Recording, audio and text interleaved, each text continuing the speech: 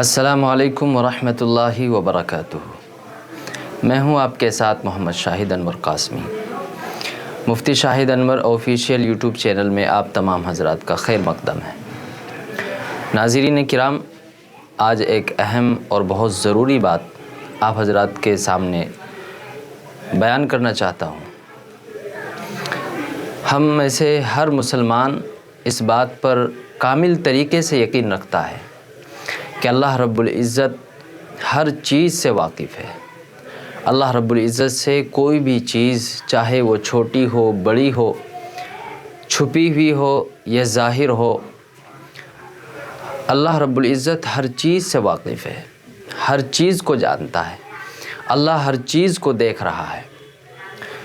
ہم اگر یہ سوچیں کہ ہم کہیں بھی جا کر اللہ کی نظروں سے اوجھل ہو جائیں تو یہ ناممکن ہے، ایسا نہیں ہو سکتا ہے۔ اللہ رب العزت علیم ہے، خبیر ہے، سمیع ہے اور بصیر ہے۔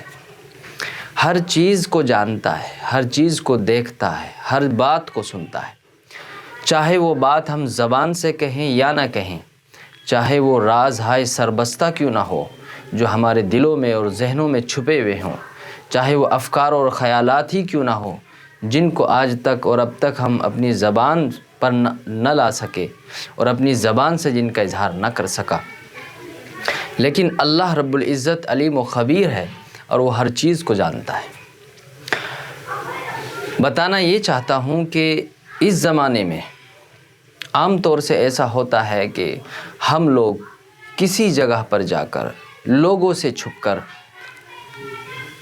اپنی نفس کی اتباع کے مطابق، ہوائے نفس کے مطابق، اپنی خواہشات کو پورا کرنے کے لیے، اپنی مرضیات کو پورا کرنے کے لیے اللہ کی نافرمانی کرتے ہیں، گناہ کا ارتکاب کرتے ہیں اور ہم جو چاہیں وہ کر لیتے ہیں۔ ہم یہ سمجھتے ہیں کہ شاید جس طریقے سے ہم لوگوں سے چھپ گئے، روپوش ہو گئے، اب ہمیں دنیا میں کوئی انسان نہیں دیکھ رہا ہے۔ ہم یہ سمجھتے ہوں گے شاید کہ اللہ بھی شاید ہمیں نہ دیکھ رہا ہو، یا ہم یہ بھول جاتے ہیں کہ اللہ ہمیں ہر حال میں دیکھ رہا ہے، اور ہم جو چاہتے ہیں وہ کرتے رہتے ہیں، گناہوں کا ارتکاب کرتے رہتے ہیں۔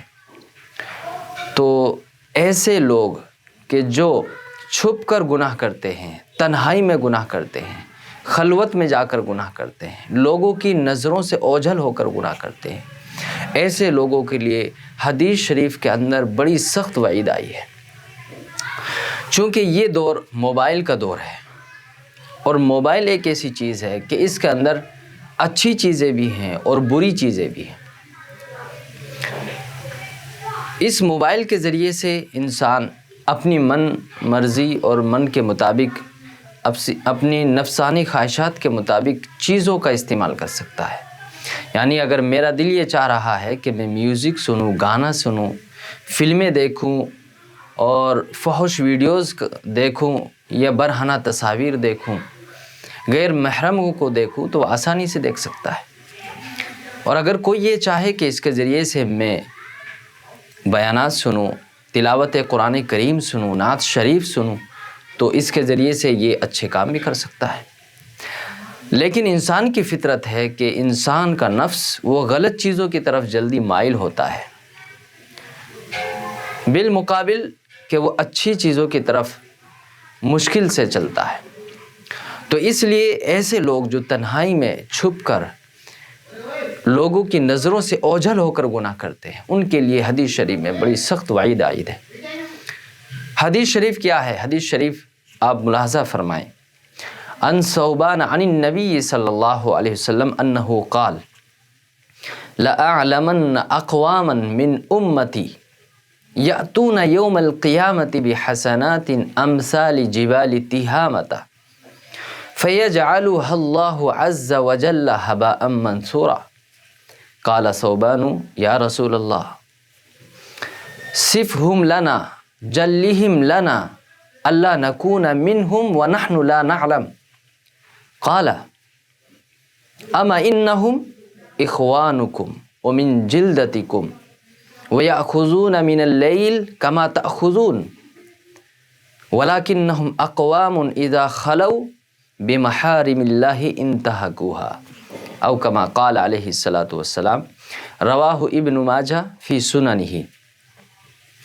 حضرت ثوبان رضی اللہ تعالیٰ عنہ روایت کرتے ہیں کہ نبی کریم صلی اللہ علیہ وسلم نے ارشاد فرمایا کہ میں اپنی امت کے ایسے لوگوں کو جانتا ہوں کہ جو قیامت کے دن تہامہ کے پہاڑوں کے برابر نیکیاں لے کر آئیں گے، لیکن اللہ رب العزت ان کی نیکیوں کو ہواؤں میں اڑنے والے ذروں کی طرح بے وزن کر دیں گے۔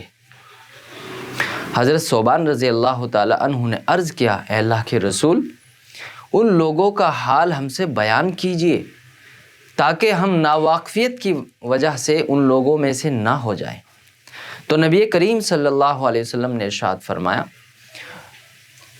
وہ لوگ تمہارے بھائیوں میں سے ہی ہیں اور تمہاری قوم میں سے ہی ہیں، اور وہ راتوں کو اسی طرح عبادت کریں گے جس طریقے سے تم راتوں کو عبادت کرتے ہو، لیکن وہ ایسے لوگ ہوں گے کہ جب تنہائی میں جائیں گے تو وہ حرام کاموں کا ارتکاب کریں گے۔ اس حدیث شریف کے اندر اللہ کے رسول صلی اللہ علیہ وسلم نے یہ ارشاد فرمایا ہے کہ قیامت کے دن کچھ لوگ نیک لوگ آئیں گے اور ان کے ساتھ میں بے انتہا اجر و ثواب ہوگا، پہاڑوں کے برابر ان کے پاس نیکیاں ہوں گی، لیکن اللہ رب العزت ان نیکیوں کو ہواؤں میں اس طرح ذروں کی طرح اڑا دیں گے اور ان کی کوئی قدر کوئی اہمیت اللہ کی نظر میں نہیں ہوگی۔ وہ تمام نیکیاں بے وزن ہوں گی، بے اہمیت ہوں گی، بے قدر ہوں گی۔ اللہ رب العزت کی نظر میں ان کی ذرہ برابر بھی اہمیت نہیں ہوگی۔ وجہ کیوں؟ اس لیے کہ وہ لوگ اللہ سے نہیں ڈرتے تھے، لوگوں کے سامنے بڑے عبادت گزار بنتے تھے، اطاعت گزار بنتے تھے، فرما بردار بنتے تھے، تہجد گزار بنتے تھے، نیک کام کرنے والے بنتے تھے، نیک دکھنا چاہتے تھے، نیک بننا نہیں چاہتے تھے۔ ایسے لوگوں کی اللہ کی نظر میں کوئی اہمیت نہیں ہوگی۔ اس لیے اس حدیث شریف کے اندر ہمارے لیے بڑی عبرت ہے، بڑی نصیحت ہے، چونکہ یہ موبائل کا زمانہ ہے اور موبائل کے ذریعے سے انسان اچھے کام بھی کر سکتا ہے اور برے کام بھی کر سکتا ہے، اور انسان کی فطرت یہ ہے کہ وہ برے کام کی طرف انسان کا نفس جلدی مائل ہوتا ہے۔ تو موبائل کے ذریعے سے بسا اوقات ہم سے بہت بڑی غلطیاں ہو جاتی ہیں، گناہ ہو جاتے ہیں۔ اس لیے اللہ تعالیٰ سے دعا کریں کہ اللہ رب العزت ہم سب کو تمام گناہوں سے بچنے کی توفیق عطا فرمائیں، چاہے وہ گناہ تنہائی میں ہوں، چاہے وہ گناہ ظاہر میں ہوں۔ اگر ہم تنہائی کے گناہوں سے نہیں بچیں گے اور ہم چاہے کتنی بھی عبادت کر لیں تو ہماری ان تمام عبادتوں کا کوئی فائدہ ہمیں نہیں ہوگا۔ اللہ رب العزت عمل کی توفیق عطا فرمائے۔ وآخر دعوانا ان الحمد للہ رب العالمین۔ السلام علیکم ورحمۃ اللہ وبرکاتہ۔